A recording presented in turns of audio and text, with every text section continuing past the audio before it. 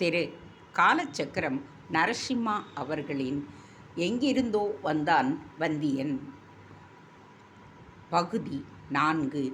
சுள்ளென்று கதிரவனின் கிரணங்கள் முகத்தை தாக்க வந்தியத்தேவன் கண் விழித்தான். தான் எங்கே இருக்கிறோம் என்பதை அறியவே அவனுக்கு சில மணித்துளிகளானது. கதிரவன் உச்சிவானில் ஏறி கொண்டிருக்க அதனால் அவனுடைய கண்கள் கூச்சமெடுக்க அவற்றை மூடித்திருந்தான். முந்தைய தினம் நடைபெற்ற திருமணங்களும் அதன்பின் இரவு தான் 3 அறைகளின் முன்பாக நின்றதும் 3வது அறைக்கதவி திறந்ததும் அங்கு நிலவிய காரிருளில் தாக்கப்பட்டு மயங்கியதும் புரிந்தது. தற்பொழுது எங்கோ வெளியில் வீசப்பட்டிருக்கிறோம் என்பதை புரிந்து கொண்டான். தலையை திருப்பி தன்னை சுற்றி நோக்கிய பொழுது மரக்கிளைகள் மட்டுமே தென்பட்டன. தேகத்தை அசைக்க முடியவில்லையே தவிர கை கால்களை ஆட்ட முடிந்தது. 2 கைகளையும் உயர்த்தி அந்தரத்தில் ஆட்டினான்.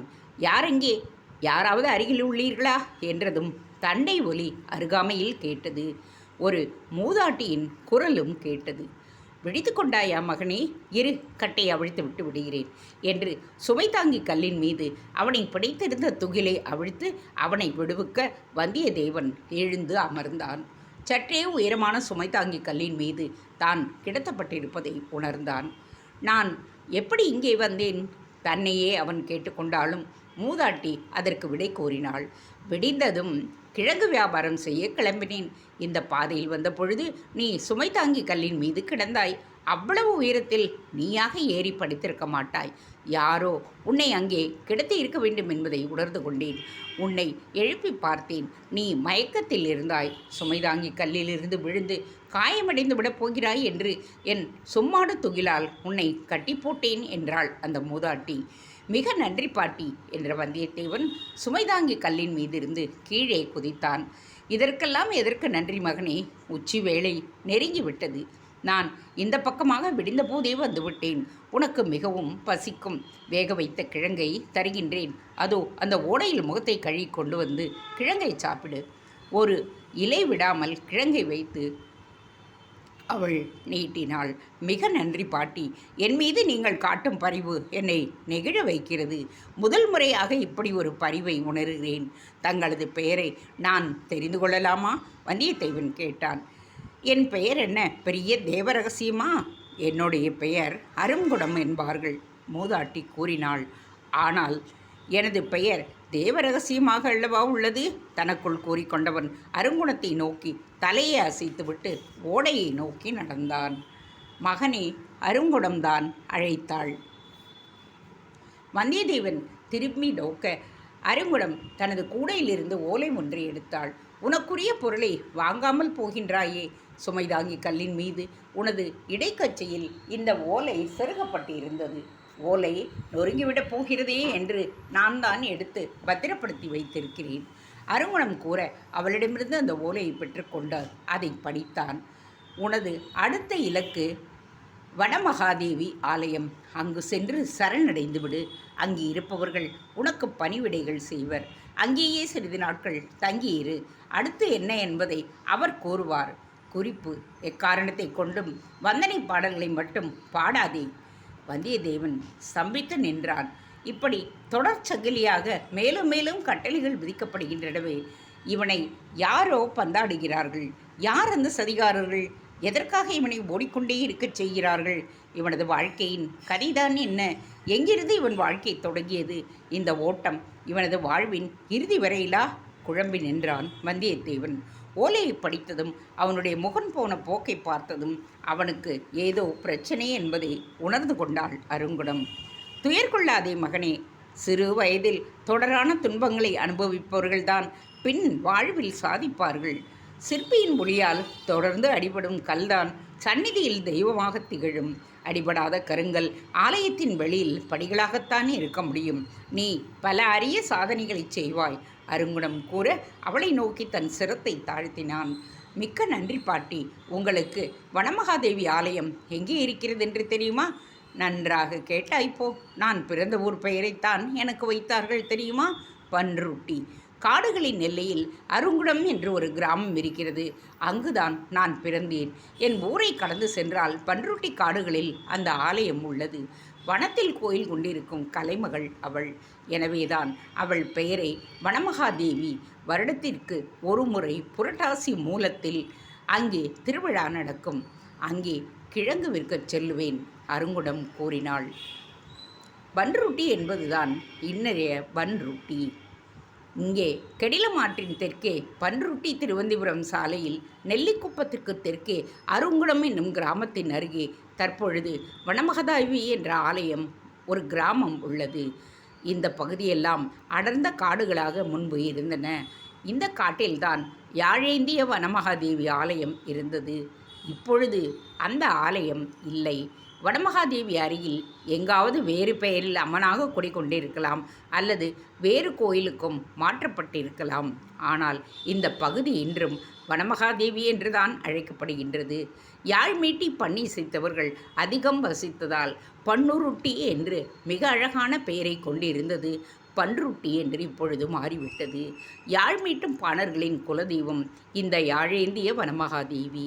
இலங்கையில் யாழ்மீட்டி பாணர்கள் வசித்த இடம் யாழ்ப்பாணம் என்று ஆனது போல் இங்கே பாணர்கள் வசித்த பகுதிதான் பன்னுருட்டி ஆனது. நாளை இங்கே பன்ருட்டி கடைகள் இருந்தால் அந்த பெயரை எடுத்துவிட்டு பன்ருட்டி என்று கூட கூறிவிடுவார்கள். அதையும் நாம் நம்பிவிடுவோம். சரி, நாம் கதைக்கு வருவோம். மிக்க நன்றி பாட்டி, உங்களுடைய உதவிகளை நான் என்றும் மறவேன். வந்தியத்தேவன் கூற, வந்தியத்தேவனை கட்டியிருந்த துகிலை மீண்டும் சும்மாடாக சுருட்டி தலையில் வைத்து கொண்டு கிழங்கு கூடையை அதன் மீது இருத்தினாள் அருங்குடம். பத்திரமாக போய் வா மகனே. அருங்குணம் தன் வழியே நடக்க வந்தியத்தேவன் ஒரு கையில் ஓலையுடனும் மறு கையில் அருங்குணம் கொடுத்த கிழங்குடனும் ஓடையை நோக்கி நடந்தான். காட்டையன் தனது தந்தையின் அறைக்குள் நுழைந்து, தந்தையே, வந்தியத்தேவன் தான் இங்கிருந்து புறப்பட்டு சென்று விட்டானே. இனியும் பூடகங்களும் ஒளிவு மறைவும் எதற்கு? என்னதான் நடக்கப் போகிறது? எதற்காக அவசரமான சகோதரிகளுக்கும் அந்த வாலிபனுக்கும் திருமணத்தை நடத்தினீர்கள்?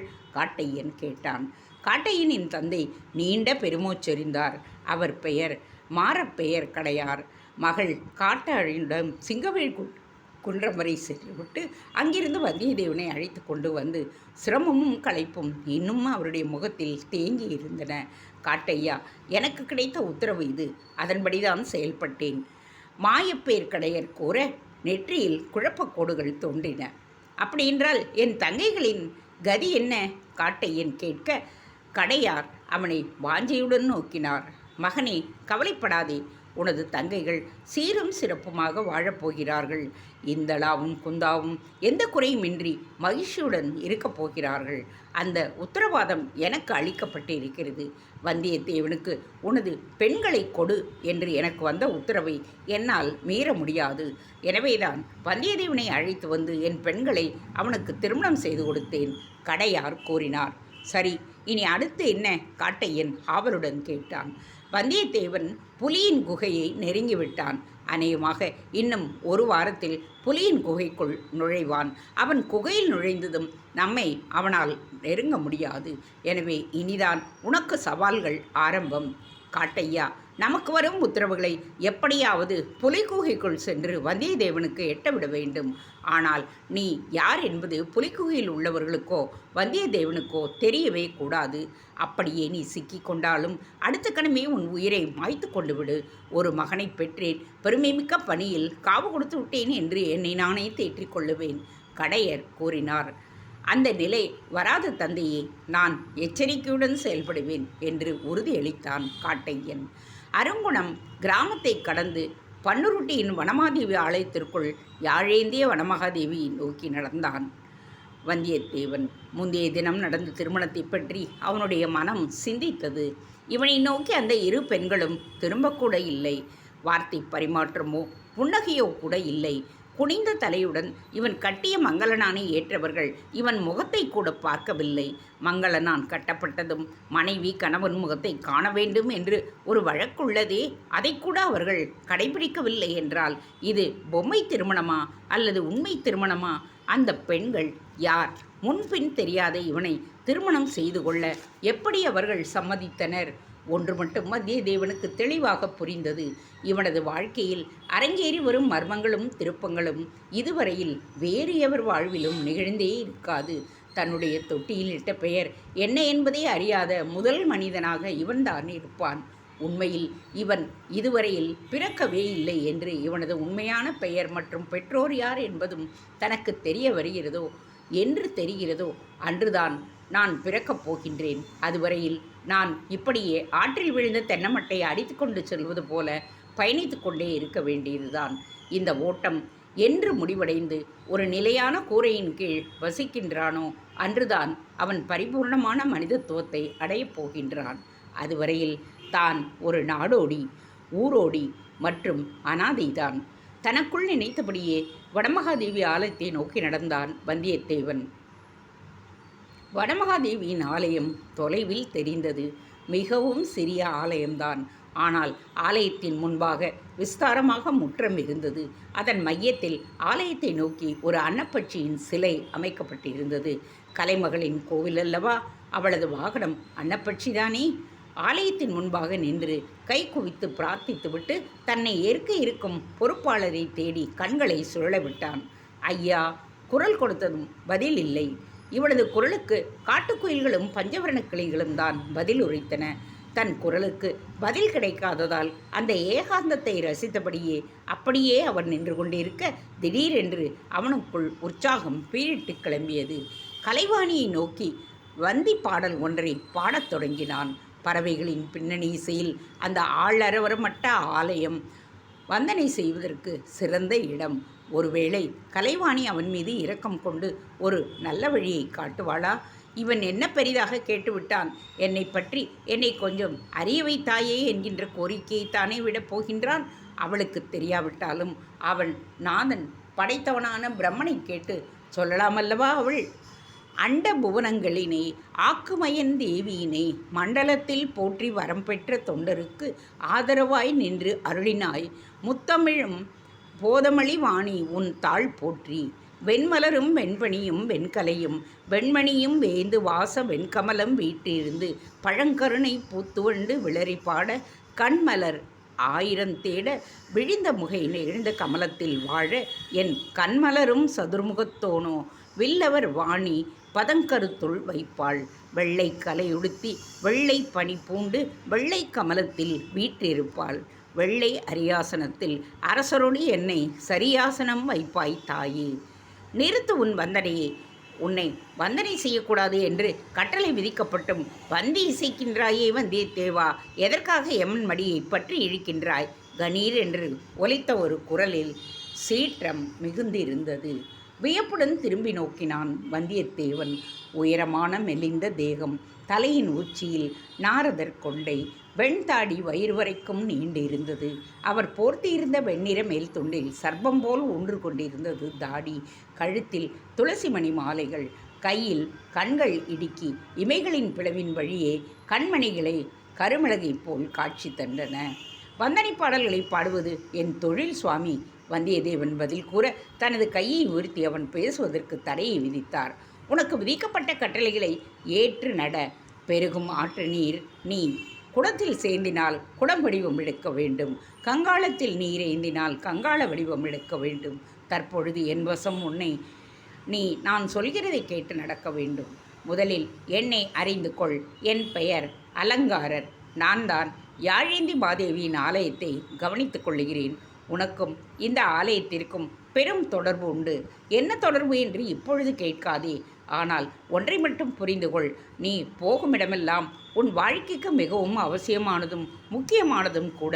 உன்னை பற்றி நீ இதுவரை அறிந்ததில்லை என்பதால் நான் இதனை கூறுகின்றேன்.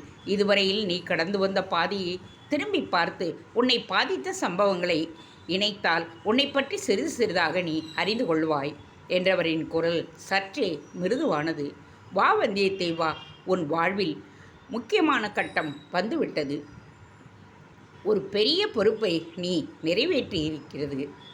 ராமன் பெற்றோரை விட்டு பிரிந்து காட்டுக்கு சென்றது அரிய சாதனைகளை புரிந்து தீயவற்றை அழிப்பதற்காகத்தான். கண்ணன் பெற்ற அன்னையை விட்டு இடமாறி சென்றதே அரிய சாதனைகளை படைத்து குருஷேத்திர போரை நடத்தி கீதையை உரைப்பதற்கே. குடும்ப பாசத்தில் திளைத்திருந்தால் பெரிய சாதனைகளை செய்ய முடியாது. தனித்து இருப்பவர்களால் தான் அரிய சாதனைகளை செய்ய முடியும். அதற்காகத்தான் உன்னை பற்றி அனைத்து செய்திகளையும் உன்னிடமிருந்து மறைக்கப்பட்டுள்ளன. உனது பொறுப்புகளை முடி. நீ உன்னை உணர்வாய். அதற்கான வேளையும் வந்துவிட்டது. இப்பொழுது என் குடிலுக்கு வந்து சிரம பரிகாரம் செய்து கொள். 3 நாள் நன்கு ஓய்வெடு. 4ஆம் நாள் நீ செய்ய வேண்டியதை பற்றி கட்டளை வந்து சேரும். அலங்காரர் கூறிவிட்டு தன் குடிலை நோக்கி நடக்க வந்தியத்தேவன் அவரை பின்தொடர்ந்தான். அடுத்த 3 நாட்களில் வந்தியத்தேவனுக்கு நல்ல ஓய்வு கிடைத்தது. குடிலில் உறங்குவதும், வனதேவியை தொழுவதும், பறவைகளின் கானத்தை கேட்பதும், காலார நடப்பதுமாக இருந்தான். வனமகாதேவியின் ஆலயத்தில் யாழ் ஒன்று இருந்தது. ஆனால் அலங்காரர் அதனை மீட்டக்கூடாது என்று பிடிவாதமாக கூறிவிட்டார். 3 நாட்கள் எந்த சம்பவங்களுமின்றி அமைதியாக கழிந்தன. அப்பா வந்தியத்தேவா, நான் வனவாசி. இங்கே கிடைக்கும் மூலிகை கீரைகளையும் பக்தர்கள் ஆலயத்திற்கு அளிக்கும் நெல்லையும் தான் என்னால் உனக்கு உணவாக்கி பரிமாற முடியும் என்றவர் தானே உரலில் நெல்லை குத்தத் தொடங்கினார். யாழ்தான் மீட்டக்கூடாது, மாலை உருவி போரிடவும் இங்கே பிரமமே இல்லை. எனது கை பணி செய்ய துடிக்கின்றது. அந்த உலக்கையாவது என்னிடம் கொடுங்கள், நான் நெல் குத்துகிறேன். எனது ஆற்றலெல்லாம் வீணாகின்றது. வந்தியத்தேவன் இறைஞ்சினான். துருதுருக்கும் உன் கைக்கு இன்று ஒரு ஓலை வரும். அதன் பிறகு ஓய்வென்பதே இல்லை. எனவே கடைசி மணித்துளிகளில் நன்றாக ஓய்வு எடுத்துக்கொள் என்று கூறினார் அலங்காரர். அன்னம் சமைத்து மரக்குடுவையில் அகத்திக்கீரையை கடைந்து அன்னத்தையும் கீரையும் வனமகாதேவிக்கு படைத்துவிட்டு இருவரும் உண்டனர். சற்று நேரம் உலாவி விட்டு வருகிறேன் என்று கூறிவிட்டு குடிலை விட்டு வெளியேறி ஒரு 10 அடிகளே நடந்திருப்பான். எதிரே புறவியில் காட்டையன் வனமகாதேவி ஆலயத்தை நோக்கி வந்து கொண்டிருந்தான். அவனை பார்த்ததும் வந்தியத்தேவன் அசையாமல் நிற்க காட்டையன் அவனை புன்னகையுடன் நோக்கிவிட்டு குதிரையிலிருந்து குதித்தான். எல்லாம் நலம்தானே? காட்டையன் கேட்க வந்தியத்தேவன் சிரித்தான். அதோ பார் காட்டையா, பச்சை கிளிகள் எல்லாம் எவ்வளவு இன்பமாக சுதந்திரத்தை அனுபவித்து கொண்டு கூடிக்குழாவுகின்றன. நான் உங்கள் வசம் கூண்டு கிளியாக இருக்கும் வேளையில் எங்கே நலமாக இருப்பது? அதுவும் ஒரு சுத்த போர் வீரனை, கலைகளை அறிந்தவனை, பக்தனை இப்படி நீங்கள் சித்திரவதை செய்வது எந்த விதத்தில் நியாயம்? என்னால் வாளினை உருவி ஒரு கணத்தில் உங்கள் அனைவரையும் வெட்டி வீழ்த்திவிட முடியும். ஆனால் எனது ஆரம்பம் முதல் தற்போது வரையில் என்னை பற்றிய எல்லா விவரங்களையும் நீங்கள் அறிந்து வைத்திருக்கிறீர்கள். அவற்றை தெரிந்து கொள்வதற்காகவே உங்களை விட்டு வைத்திருக்கிறேன். சற்றே காட்டமான குரலில் கூறினான் வந்தியத்தேவன். பொறுமை, பொறுமை வந்தியத்தேவா. அடுத்த கட்டளையை நான் கொண்டு வந்திருக்கின்றேன். இனி உனது வாழ்வு மிகவும் சுவாரஸ்யம் நிறைந்ததாகும். பரபரப்பும் திடுக்கிடும் திருப்பங்களையும் கொண்டிருக்கும். புலியின் குகையிலே அதை சந்திக்கப் போகிறாய். அதன் நகத்தை நீக்கி உன் கழுத்தில் புலிநகமாக அணிந்து கொள்ளப் போகிறாய். காட்டையன் கூறினான். என்ன சொல்லுகிறாய் காட்டையா என்றவுடன் அவன் பதில் சொல்ல முற்படுவதற்குள் குடிலிலிருந்து அலங்காரர் எட்டி பார்த்தார். காட்டையா, வந்து உணவை உட்கொண்டு விட்டு பிறகு சாவகாசமாக உரையாடலாம், வாருங்கள் என்று சொல்ல அவனிடம் நீட்ட இருந்த ஓலையை சட்டென்று தன் மேலாடையில் பத்திரப்படுத்தி கொண்டு குடிலை நோக்கி நடந்தான் காட்டையன். காட்டையன் என்ன செய்தி கொண்டு வந்திருப்பான்? யோசித்தபடியே வனமகாதேவி ஆலயத்தின் முன்பாக இருந்த திட்டில் அமர்ந்திருந்தான் வந்தியத்தேவன். உணவருந்து விட்டு வந்த காட்டையன் வந்தியத்தேவனை நோக்கி தலையசைத்தான். புறப்படு வந்தியத்தேவா, உன் வாழ்க்கையில் முக்கியமான கட்டத்திற்குள் நீ நுழையப் போகிறாய். இனி உனது குழப்பங்கள் ஒவ்வொன்றாக நீங்கப் போகிறது என்று கூறி வந்தியத்தேவன் எழுந்து அவனுடன் நடந்தான். காட்டையா, ஓலையில் என்ன கட்டளை கொண்டு வந்திருக்கிறாள்? வந்தியத்தேவன் கேட்டான். அவசரப்படாதே, தக்க தருணத்தில் காட்டுகின்றேன், காட்டையன் கூறினான். என்னை எங்கே அழைத்துச் செல்லுகிறாய்? வந்தியத்தேவன் கேட்க பதில் கூறாமல் நடந்தான் காட்டையன். நீண்ட தொலைவு நடந்த பிறகு சூரிய ஒளியில் தகதகத்தபடி கெடில நதியின் நீர் அவர்களது கண்களில் பட்டது. அதோ தெரிகிறது கெடிலம். நாம் வரவேண்டிய இடத்திற்கு வந்துவிட்டோம் என்றவன் தன் வலக்கையை கண்களுக்கு மேலாக பந்தலமைத்து ஆற்றில் உற்று பார்த்தான். ஆ, அதோ தெரிகிறது என்ற காட்டையன் மறுகரையில் தொலைவில் நின்றிருந்த ஒரு உல்லாச தோணியை காட்டினான். சற்று பிரம்மாண்டமாகவே காட்சி தந்தது அந்த தோணி. தோணியின் மையத்தில் அழகிய குடில் ஒன்று இருந்தது. சோழ பட்டத்து இளவரசன் ஆதித்த கரிகாலன் தங்கியிருக்கும் உல்லாச படகு அதுதான். வேட்டையாடுவதற்காக கெடிலம் காட்டிற்கு வந்திருக்கின்றான். அந்த படகில் குடிலில்தான் தங்கியிருக்கின்றான். இப்போது தருகின்றேன் நான் கொண்டு வந்திருக்கும் ஓலையை. காட்டையன் தன் மேலாடையிலிருந்து ஓலையை எடுத்து நீட்ட வந்தியத்தேவன் அதை வாங்கி வாசித்தான். உனக்கு இடப்படும் அடுத்த கட்டளை இது. சோழ இளவரசின் நட்பை நீ பெற வேண்டும். உன்னை வந்தியத்தேவன் என்று அறிமுகப்படுத்திக் கொண்டால் போதும். அவனது முழு நம்பிக்கையை நீ பெற வேண்டும். அவனிடையே நீ தங்கிவிட வேண்டும். இது எப்படி சாத்தியம்? திடீரென்று சோழ பட்டத்து இளவரசின் நட்பை எப்படி பெறுவது? மனது இருந்தால் மார்க்கம் நிச்சயம் உண்டு, காட்டையன் கூறினான். வந்தியத்தேவன் யோசித்தான். ஆதித்த கரிகாலனை நான் முன்பே சந்தித்திருக்கிறேன். அவரிடம் பாராட்டும் வாங்கி இருக்கிறேன். எனது ஆசான் விருஞ்சிநாதருடன் 4 வருடங்களுக்கு முன்பு தெற்கே உள்ள சிவாலயங்களை தரிசிக்கச் சென்றிருந்தேன். சேவூரில்தான் தங்கியிருந்தோம். சேவூரில்தான் போர் நடைபெறுகிறது என்று அறிந்து குருவுக்கு தெரியாமல் போர்க்களத்திற்கு சென்றேன். சரியாக வீரபாண்டியன் தன்னை விரட்டி வரும் ஆதித்த கரிகாலனிடமிருந்து தப்பிக்க பார்த்த போர்க்களத்திலிருந்து நழுவி நான் நடந்து கொண்டிருந்த பாதையில்தான் என்னை நோக்கி வந்தார். விரட்டி வரும் ஆதித்த கரிகாலனை திரும்பி திரும்பி பார்த்தபடியே ஓடி வந்தார். என்னை கவனிக்காமல் என் மீது மோதி விழ ஆதித்த கரிகாலர் வீரபாண்டியன் தலையை வெட்டி அவரது தலையை பந்தாடினார். வீரபாண்டியன் ஓடிவிடாமல் தடுத்ததற்காக என்னை பாராட்டினார். ஆனால் நான் வீரபாண்டியனை தடுக்கவில்லை. அவராகத்தான் என் மீது வந்து மோதி நிலத்தில் விழுந்தார். வந்தியத்தேவன் கூற முகம் மலர்ந்து வந்தியத்தேவனின் முதுகில் தட்டி கொடுத்தான் காட்டையன். இந்த சம்பவம் ஒன்று போதுமே. இதைவிட நட்பை உருவாக்கி கொள்ள வேறு ஒரு சம்பவமும் வேண்டுமோ?